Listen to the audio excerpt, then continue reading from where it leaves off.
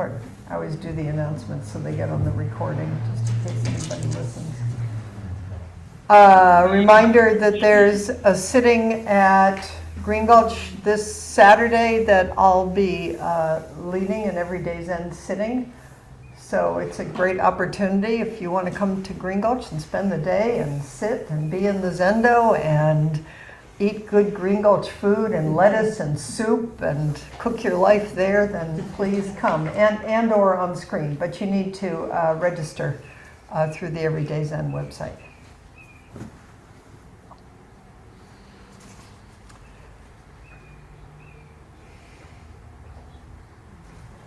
How to cook your life. Dogen's Tenzo Kyokan.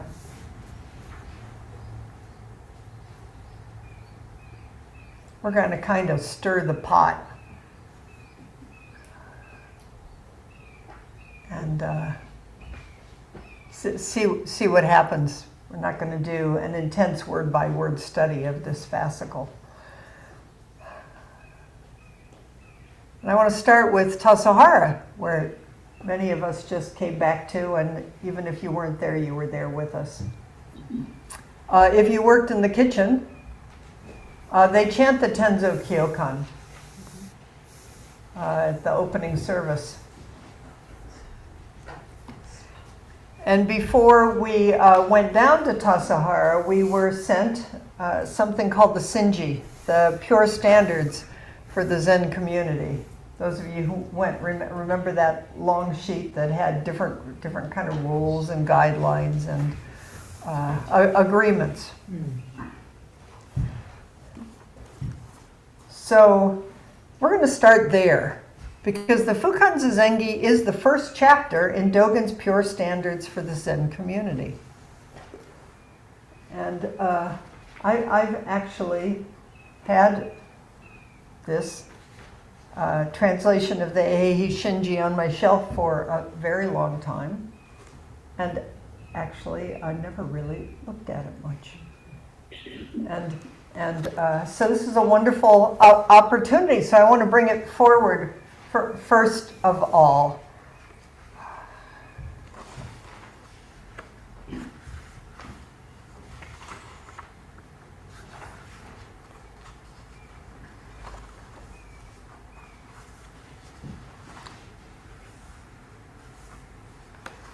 I'm going to start with, when I find it, Taigen Dan Layton, who's a friend, a Zen Center person who teaches in Chicago now. I'll read more of what he has to say, but I just an overview of Dogen's writings, because he really is a Dogen scholar. He's a very trustworthy translator and scholar. He says this book, Dogen's Pure Standards for the Zen Community, presents a complete translation of the Eihi Shinji, one of the major writings of Dogen, 1200 to 1253. Eihi Dogen traveled to China and brought back the practice of Zen in 1227. He is considered the founder of the Soto branch of Japanese Zen, a continuation and development of the Kaodong lineage of the Chan Zen tradition, the lineage that Dogen inherited from his Chinese teacher. And you'll see in the Tenzo Kyokan there are some wonderful stories. Actually, I think one of the most wonderful Dogen stories about him going to China to look for a teacher and look for the true teaching, and who he found was a humble little Tenzo that inspired him for the rest of his life. Tenzo was head cook. Taigen goes on. Dogen's teaching is not limited to any particular school of Buddhism, as he fully integrated the fundamental principles of Buddhist practice, philosophy, and community lifestyle as they had been expressed in China. So our lineage comes to us from Japan, but the lineage before that is China, and of course the lineage before that is India with Shakyamuni Buddha. So I thought, just for the fun of it, the chapters in the pure standards for the Zen community. Debbie couldn't be here today. There's something I want to read. So there's one instructions for the Tenzo Kyokan, for the head cook. This is really well thought out, and we'll see why in a minute. Then the Bendawa, which is another beautiful fascicle, the model for engaging the way. Maybe we'll study that sometime. Then there's one called the Dharma for taking food, how you serve food and take food. Some have suggested that when we do one-day sits, maybe we should serve tea, because it is a really beautiful thing to do. Regulations for the study hall. The Dharma when meeting senior instructors of 5 summer practice periods. How you treat people who are the administrators or who have roles of responsibility. And pure standards for the temple administrators. So there's a little section in here that if you're an administrator in the temple, it really tells you how to do it. And so there's instructions for the director, there's instructions for the Ino, who's the supervisor of monks, for the Tenzo, the chief cook, and for the work leader. So if you were at Tassajara, or you've been at any of the practice places, or attended a sesshin, these roles are all prescribed in here. The reason I looked up Ino, the supervisor of the monks' hall and generally of the monks' conduct, one of the 6 temple administrators.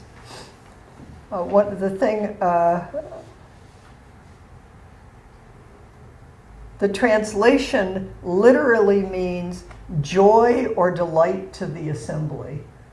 So that the way that you transmit the rules and the forms and the ways of being in the Zendo is to bring joy and delight. Now I'll do my own little commentary that sometimes that has not always been my experience of Inos in Zen monasteries. Maybe it's a kind of joy and delight that I don't quite get. But so the question to me is, how do we transmit these beautiful, pure standards with a heart of love and joy that also says, and this is where you bow, and this is what you do. And that's also what happens in the Tenzo Kyokan and in our own lives. Because it makes a difference where you put the pots.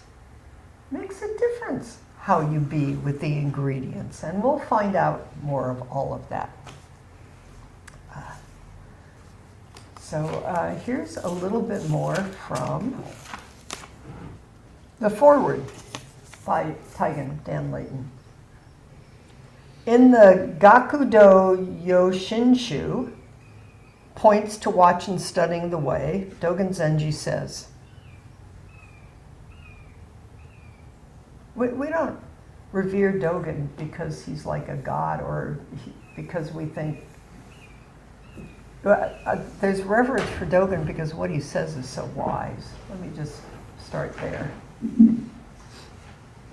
This is a good example of it. The Buddha way is right under your feet. The Buddha way is right under your feet.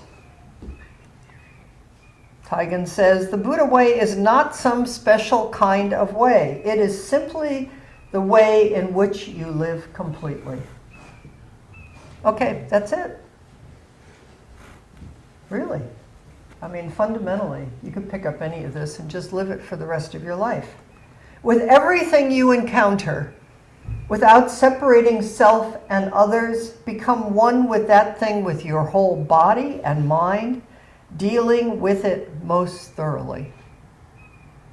Dogen Zenji called this Jujuji Samadhi, or concentration of self-fulfillment. This Jujuyu Samai is the criterion of the correctly transmitted Buddha way, which is embodied in Zazen. It's like, there's a way to do Zazen.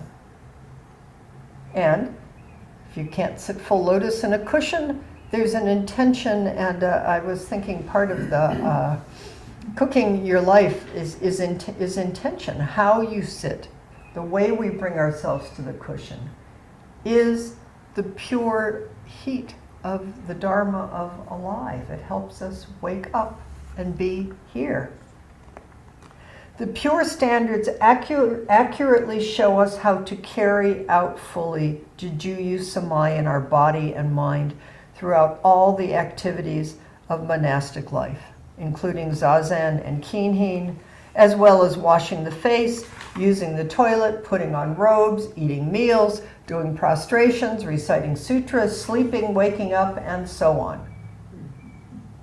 So if you live in a monastery, that's part of the training, is every moment of your life is part of the training, which is, of course, the same when you go home. It's like, pay attention in the bathroom.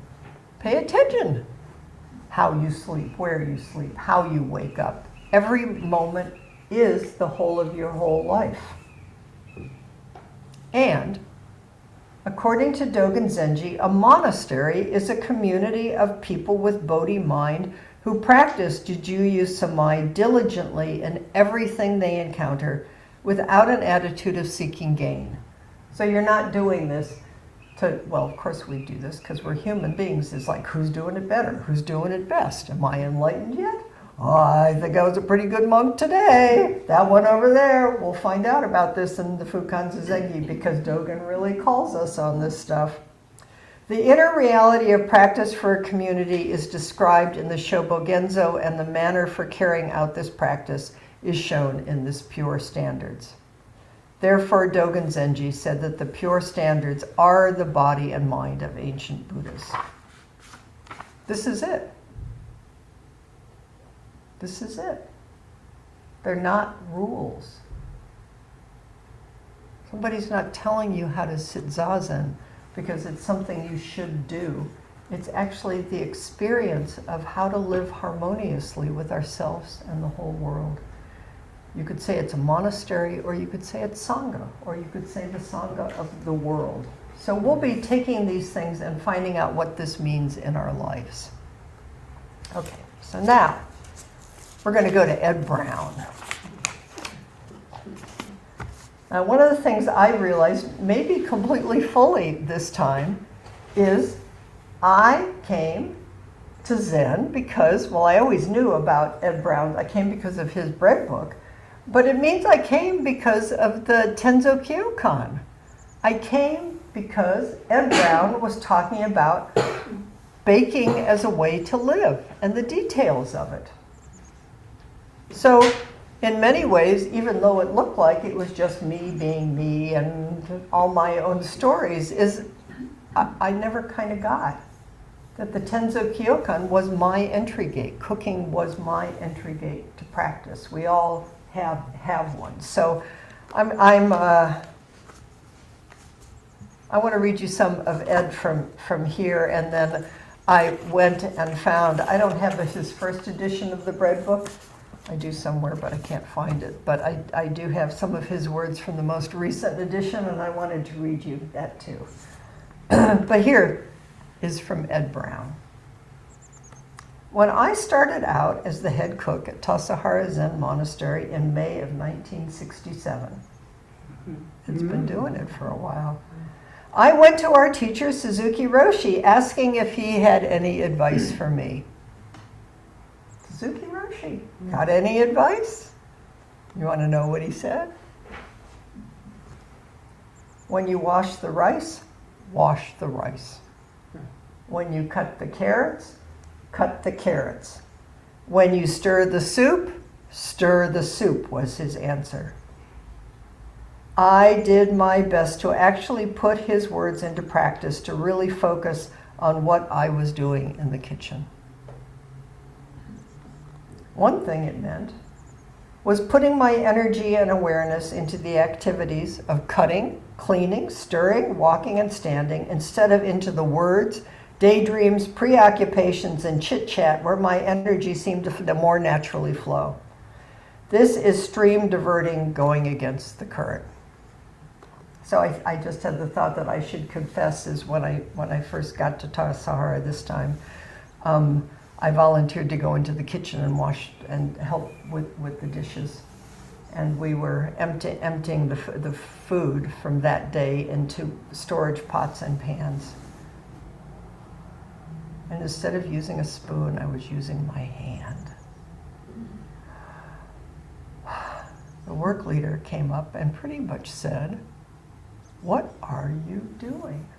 And he's right. I mean, we just came out of a pandemic, and even if we didn't just come out of a pandemic, is use a spoon. I can use my hand at home. It wasn't appropriate what I was doing. And even though I was, quote, a senior person in that situation, he was really clear that it was his responsibility as an officer at Tassajara Hara to say, take care of things in the kitchen. And I said, thank you very much. He came back later and said, was that appropriate? I said it was completely appropriate. Thank you for helping me. Okay, here's more of Ed. One needs not question whether the present moment's activity is worth doing. It is simply the one requiring attention at the moment. There is no time for worry, regrets, wishes, complaints, demands. The world appears vivid with spinach, lettuces, black beans, with cutting boards, baking pans, and sponges. Where previously one had waited or looked for the world to provide entertainment or solace, here one enters into a world vibrant with energy and devotion flowing out of one's being. If you want to realize suchness, as Dogen Zenji's Fukan Zazengi says, practice suchness without delay. Just here, just this. No place else to go. Use the spoon when you take the chard out of the serving dish and put it into a storage dish. Take good care of what's in front of you. It goes on. Implicit in this culture is the idea that we can have happiness, relief, and relaxation when we finish taking care of things, when we don't have to relate to anything. Sound true?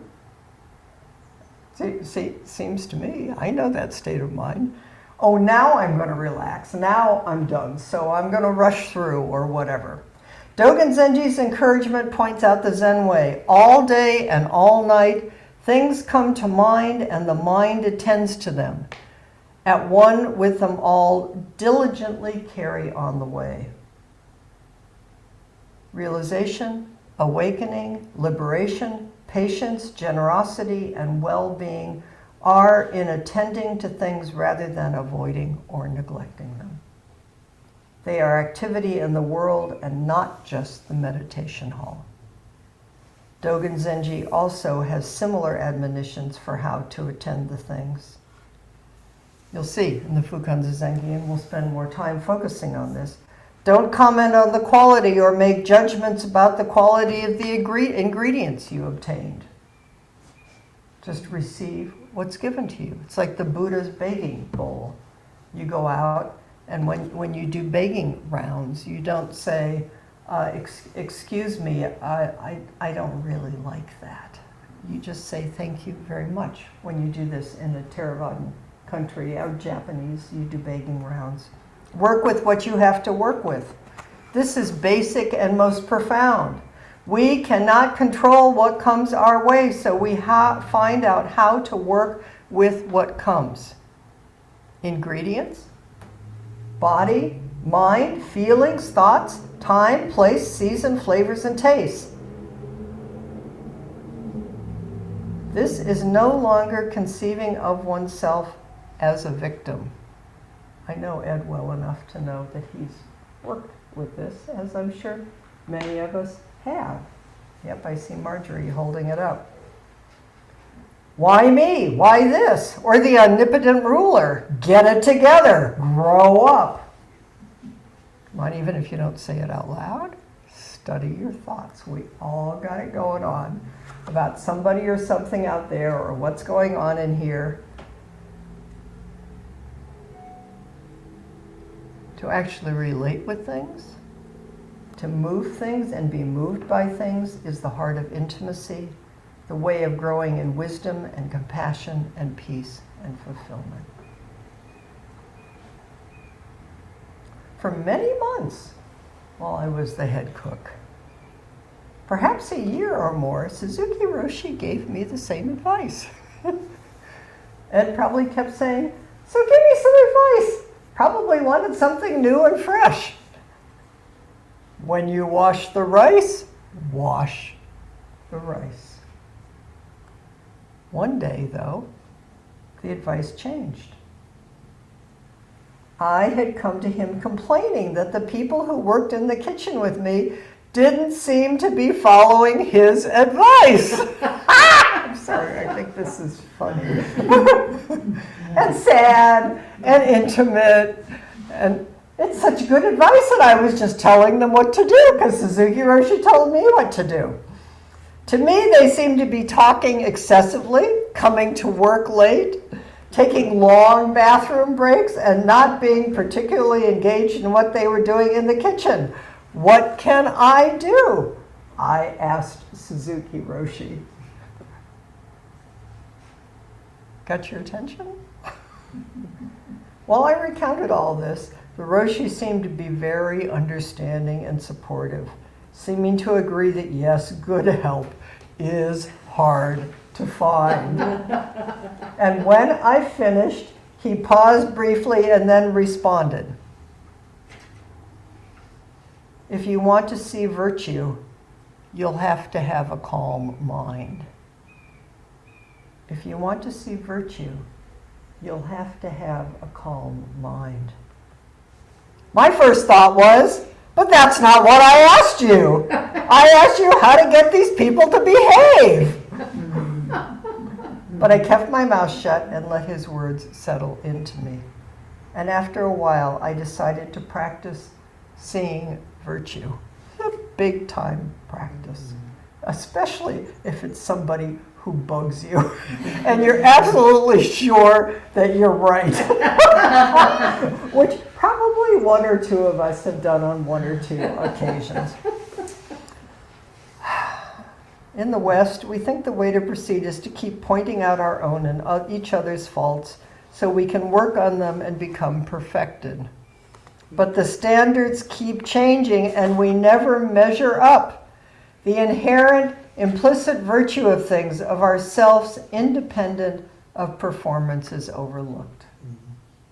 I always think of, the Suzuki Roshi that I think we all know is you're perfect just as you are and you could use a little improvement. We completely, most of the time, skip you're perfect just as you are. And everything is perfect just as it is. It couldn't be other than it is. And it could use a little improvement. So could I and you.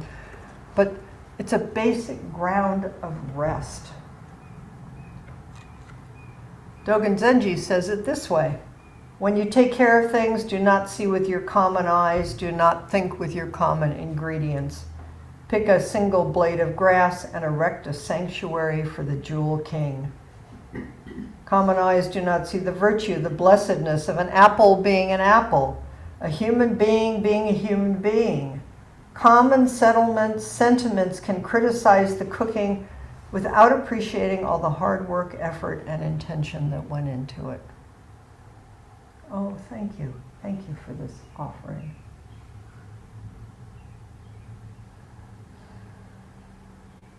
And he says, don't alter your state of mind based on the materials.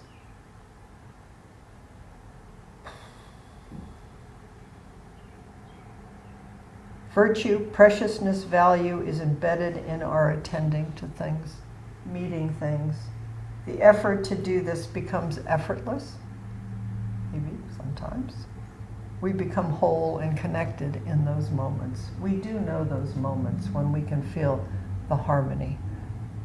That's part of, I think, like when you work in the kitchen at Tassajara, you feel the harmony of things just moving. When we do the one-day sits at Open Sky, you can feel the harmony of just something starts to happen. When we set up the Zendo here, and when we chant, and when we sit, you can feel something just starts happening that's not extra. It just is what it is.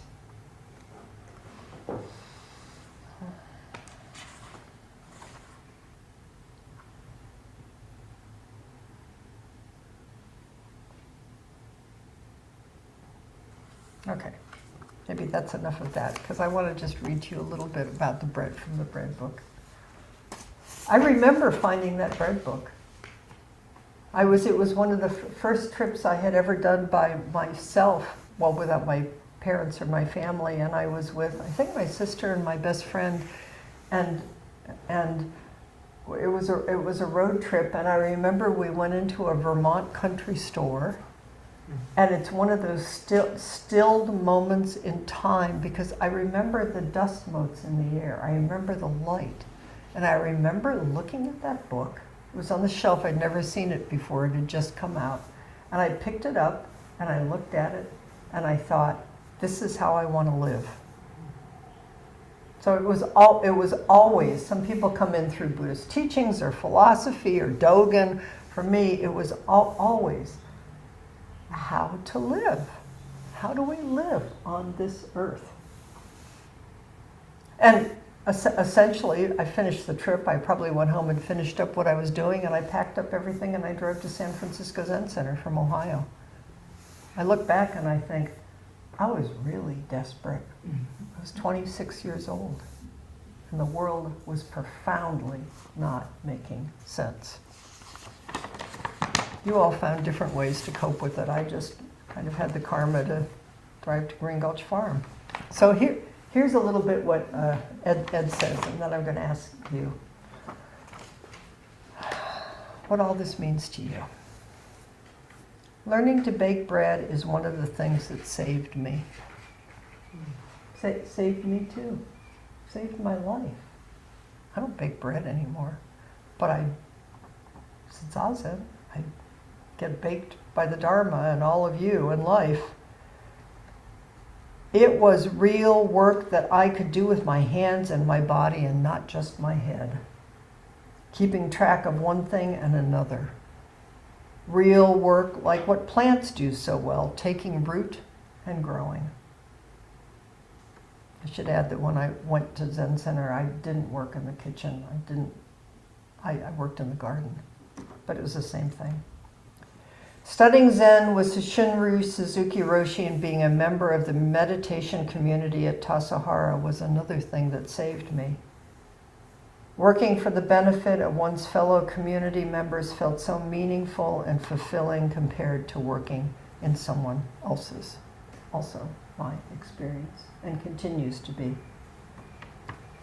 One joins the Zen family, which, like bread baking, has a lineage of ancestors. Sharing in forms of practice carries on the family tradition. Sitting meditation in the stillness, fortified and made vibrant by one's companions also sitting, deepened my capacity to experience each moment closely and carefully. Kind-hearted attention finds its way to the surface. We offer our good-hearted efforts. I had good instincts, huh? You all have good instincts. Somehow we arrived here. Ed says, when I cook, another body comes alive. Not the body of walking or typing, not the body of sitting or talking, certainly not the body of driving or TV watching, but the body of cooking, a body alive to flavors and fragrance, a body ready to touch and be touched, a body which eats with nose and eyes as well as mouth, eats and is eaten, hands awakened, boundless with their own knowledge, picking up, handling, putting down, a whole body.